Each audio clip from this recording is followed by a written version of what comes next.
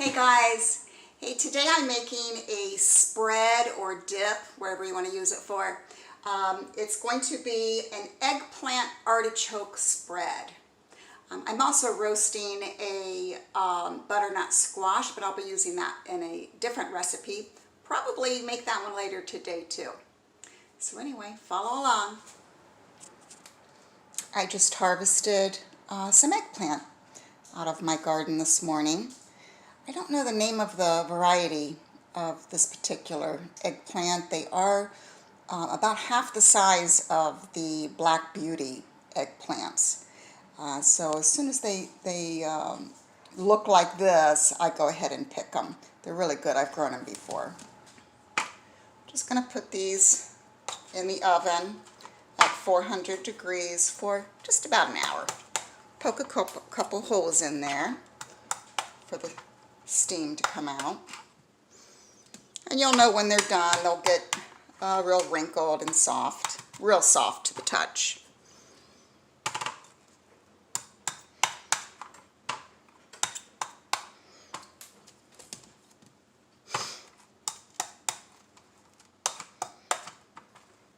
And I'm going to add an onion. And I just add the one onion, peel it, cut it in half, and one whole red pepper that you just take the seeds out of the middle and cut that in half and just roast it in the oven all at the same time.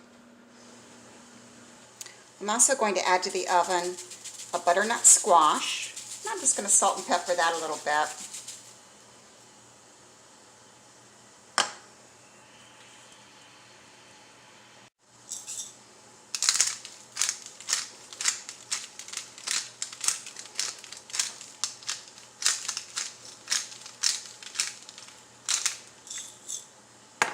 I also saved some of the seeds from this butternut squash. I'm going to wash those, let those dry out, and try planting them in my garden.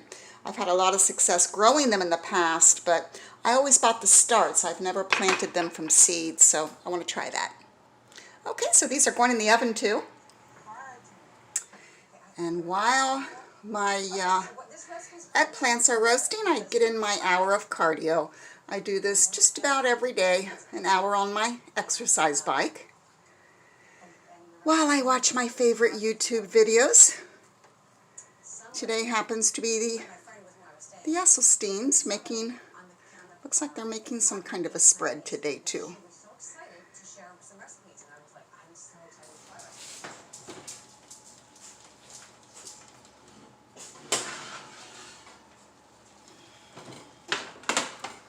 Oh yeah, those look really good.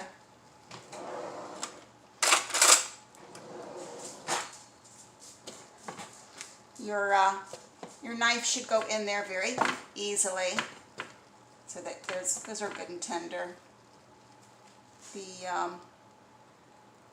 onions and the peppers are nice and caramelized, so those are going to be delicious.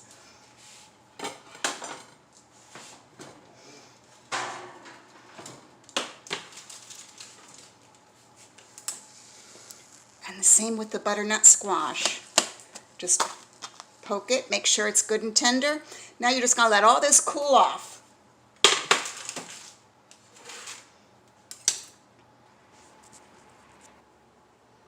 Well, I had a little technical difficulty and it did not record the last bit.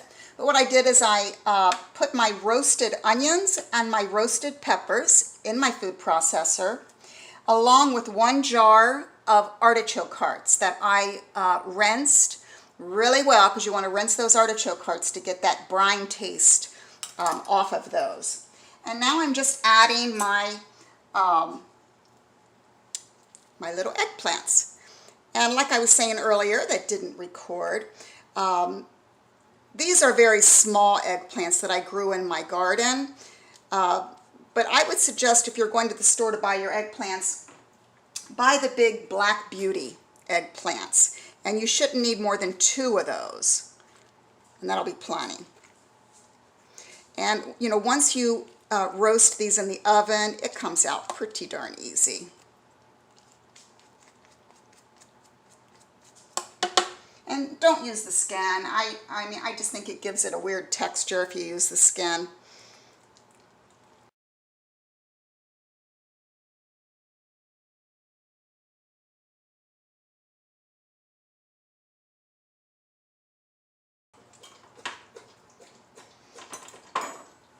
And to this mixture, you're going to add in a half a cup of white beans. Now, I happen to have some beans that I made earlier this week in my pressure cooker, so I'm using those. But you can also use canned beans. That won't hurt a thing. And I'm just eyeballing this, but approximately a half a cup, and that'll really give your dish a nice creaminess.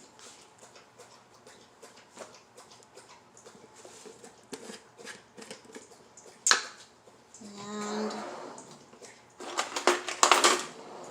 next we're going to add a generous tablespoon of minced garlic.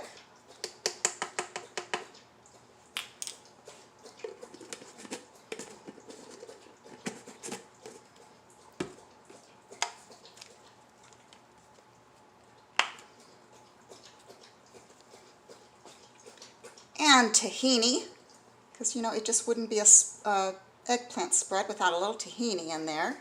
I like this brand. It's a very creamy tahini. We're going to go with, I think we'll go with 3 tablespoons because this is a pretty big batch.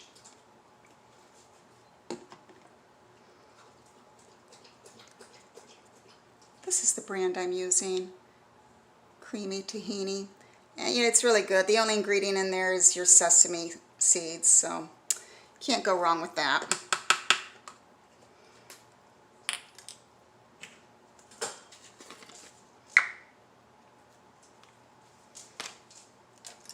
And then I like to put some smoked paprika in there, and just about a quarter of a teaspoon. This is a half a teaspoon, so just about a quarter teaspoon. You just want it to have that little bit of a smoky flavor. You could also use liquid smoke if you prefer that. And about a quarter teaspoon also of cumin. And this is just my taste. You can use more or less of these spices.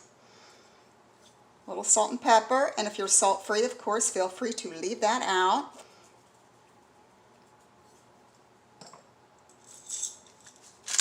And freshly ground black pepper.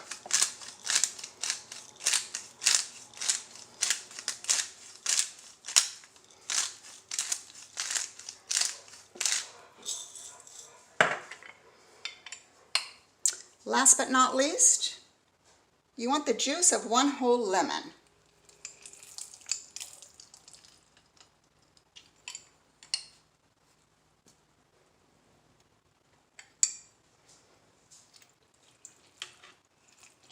And you know, you can use lemon juice concentrate, but boy, if you have fresh lemons, use those, because I think it just is better if you have it. And then I am putting 1 hot pepper in there. These are some super hot peppers. I have no idea what the variety is, but I grew them in my garden, and they're really hot. So it might not look like much, but that little tiny one's really going to give this thing a lot of zip. So that's that. Let me find my lid here. And we're just going to pulse that.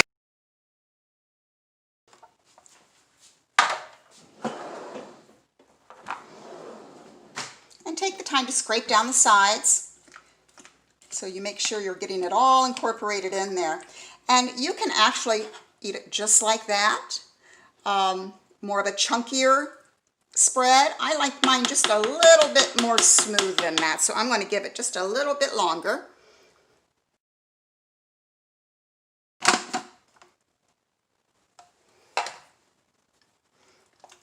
Oh yeah, that's more how I like it.